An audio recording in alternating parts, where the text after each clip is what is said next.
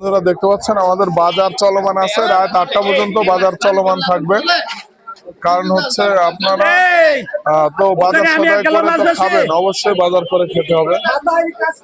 বাজারে আমি এই মুহূর্তে বাজারে আছি। ভাই আজকের বাজার নিয়ে আপনি একটু কিছু বলবেন? মানে আজকে যে বাজার ঘাটে মোটরসাইকেল আনা নিষেধ বা মানুষ আসা নিষেধ, এই সোর্সে কিছু একটু বলবেন যে মানুষ তো বাজার করে খাবেই, এই নিয়ে কিছু একটু বলবেন। মানুষ বাজারে আসবেই। আচ্ছা, মানুষ যার খাবার প্রয়োজন সে বাজারে ইনশাল্লাহ আসবেই। খালি বাইক বাদে আসবেন? খালি বাইক বাদে আসবেন, সাইকেল আসবে, রিক্সা ভ্যান আসবে, আর আমার কাছ থেকে ইলিশ মাছ কিনবে। প্রিয় বন্ধুরা দেখছেন সবজির বাজারে ক্রেতা নাই, কারণ হচ্ছে আজকে একটা বিভ্রান্তি ছিল যে মানুষ গ্রামগঞ্জ থেকে আসতে পারবে না। গ্রামে থেকে মানুষ আসতে পারবেন, কারণ হচ্ছে আপনার আসার উপায় হচ্ছে আপনি আসবেন হচ্ছে বাইক না নিয়ে আসবেন, রিক্সা ভ্যান সাইকেলে। প্রচুর পরিমাণ মাল, কিন্তু হচ্ছে ক্রেতা নাই নিয়ে ভাবনা ব্যবসায়িকদের। আজকের বাজারে বর্তমান ক্রেতা বেশি, মালও ভরপুর আছে, কাঁচা তরকারি কোনো সংকট নাই। হ্যাঁ, গ্রাম থেকে শহরে আসছে, ধীরে ধীরে ধীর গতিতে মানুষজন আসছে বাজার করার জন্য। এই যে আমাদের কুল বাবা, উনিও মনের টানে আমাদের মাঝে উপস্থিত হয়েছেন। হ্যাঁ, এরকম মাল কিনেছি, কিন্তু আজকে বেচা কিনা নাই, মানে বাজারের লোকজন কম। আপনি কি চাচ্ছেন যে ক্রেতা আসুক গ্রাম থেকে? না, আমরা তো চাই ক্রেতা আসুক, কিন্তু গাড়ি ঘোড়া যেহেতু বন্ধ, এখন ক্রেতা তো গ্রাম থেকে ভ্যান রিক্সা সাইকেল নিয়ে আসতে পারবেন শহরে। তাহলে তো ভালোই হয়। আসসালামু আলাইকুম প্রিয় বন্ধুরা, দেখতে পাচ্ছেন আবার চলে আসলাম মাছের দোকানে। এত বড় একটা মাছের দোকান, প্রচুর পরিমাণ মাছ, কিন্তু ক্রেতা নাই।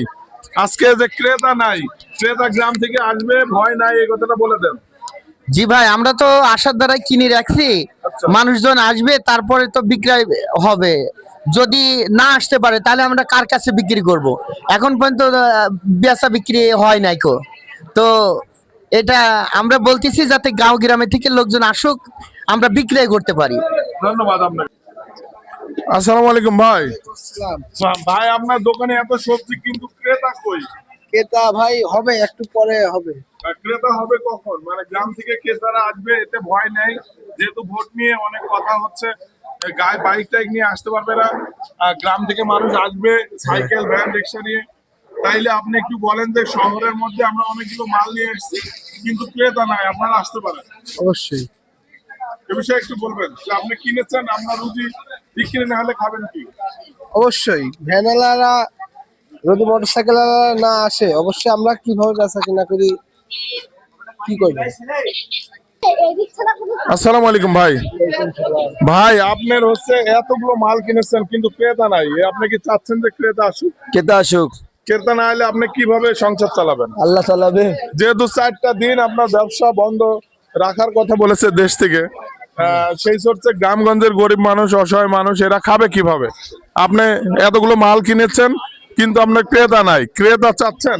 হ্যাঁ চাচ্ছি ক্রেতা। ক্রেতা আসলে আপনি খুশি? খুশি। যেহেতু সেও খাবে, আমিও খাবো। আমিও খাবো। ধন্যবাদ। প্রিয় বন্ধুরা, আবার আরেকটা দোকানে আসলাম। দেখতে পাচ্ছেন প্রচুর পরিমাণ মাল, কিন্তু সেই সোর্সে ক্রেতা নাই। ব্যবসায়িকরা এই নিয়ে অনেক চিন্তিত। ভাই আসসালামু আলাইকুম। ওয়ালাইকুম আসসালাম। ভাই আপনি যে এতগুলো মাল নিয়েছেন, কিন্তু সেই সোর্সে ক্রেতা নাই। আজকের যে গ্রামগঞ্জ থেকে বাইক চালায় আসার কথা ছিল, কিন্তু বাইক নিয়ে গ্রাম থেকে আসতে পারছে না, ওরা রিক্সা ভ্যান নিয়ে আসতে একটু লেট হবে। আপনাদের মন খারাপ করার দরকার নাই। আপনি কি চাচ্ছেন যে আপনার ব্যবসা আজকে বন্ধ থাক? না না না, আপনি চাচ্ছেন যে আপনার ব্যবসা চলুক? হ্যাঁ অবশ্যই, আমার চাচ্ছি আমার ব্যবসা চলুক, আমার ব্যবসা ভালো হোক। ধন্যবাদ আপনাকে। প্রিয় বন্ধুরা দেখতে পাচ্ছেন ইতিমধ্যে হচ্ছে আমি কলেজ বাজারে আছি, আমাদের কুষ্টিয়া ভেড়ামারা উপজেলা কলেজ বাজার। আর কলেজ বাজারে প্রচুর পরিমাণ ব্যবসায়িক, হচ্ছে ব্যবসায়িকের কাছে ক্রেতা নাই। এই নিয়ে ব্যবসায়িকদের বিভ্রান্তি বা ভোগান্তি। কারণ হচ্ছে ক্রেতা যদি থাকতো, তাইলে অন্তত এরা হচ্ছে আজকে সব মালগুলো বিক্রি করতে পারতো। গ্রাম থেকে মানুষ আসছে না, বাইক নিয়ে আসতে পারছে না, অটো ভ্যান রিক্সা নিয়ে আসছে। এই কারণে হচ্ছে একটু লেট হচ্ছে। আর লেট হওয়ার কারণটাই হচ্ছে ব্যবসায়িকরা বিভ্রান্তি বা চিন্তার মধ্যে পড়ে আছে।